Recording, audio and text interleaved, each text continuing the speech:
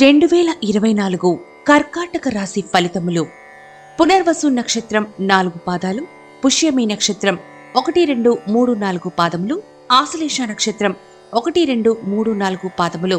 వీరికి ఆదాయం 14, ఖర్చు 2, రాజపూజ్యత 6, అవమానం 6గా ఉంది.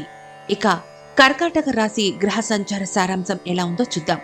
గురువు సంవత్సరాది నుంచి ఏప్రిల్ 30వ తేదీ వరకు మేషరాశిలో, తదుపరి 2024 సంవత్సరం మే 1వ తేదీ నుండి వృషభ రాశిలో క్రోధినామ సంవత్సరం అంతా కూడా సంచరిస్తారు.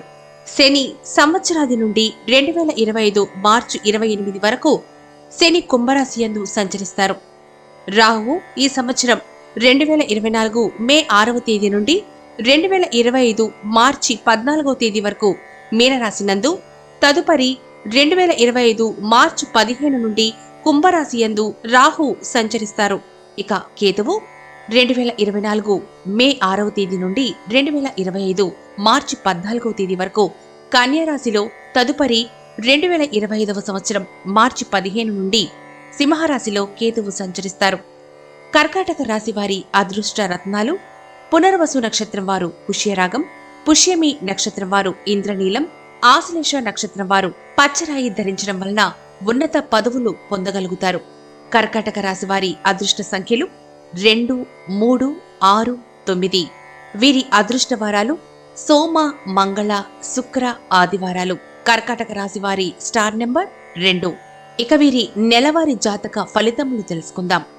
జనవరి నెల. ఈ నెలలో ఆరోగ్య భంగములు కలుగుతాయి. ధన రాబడి అభివృద్ధి చెందుతుంది.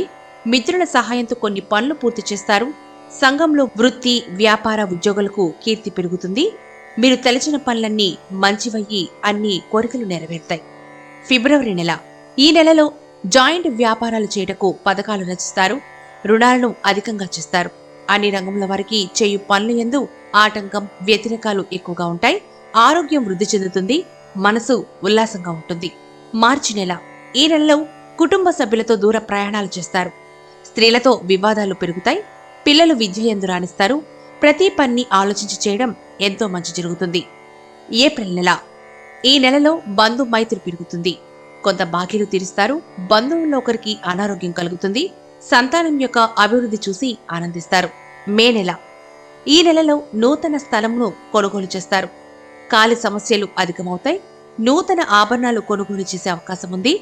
ధన రాబడి అధికంగా ఉంటుంది. అన్ని పనులు శ్రద్ధగా చేసి మన్ననలు పొందుతారు. జూన్ నెల.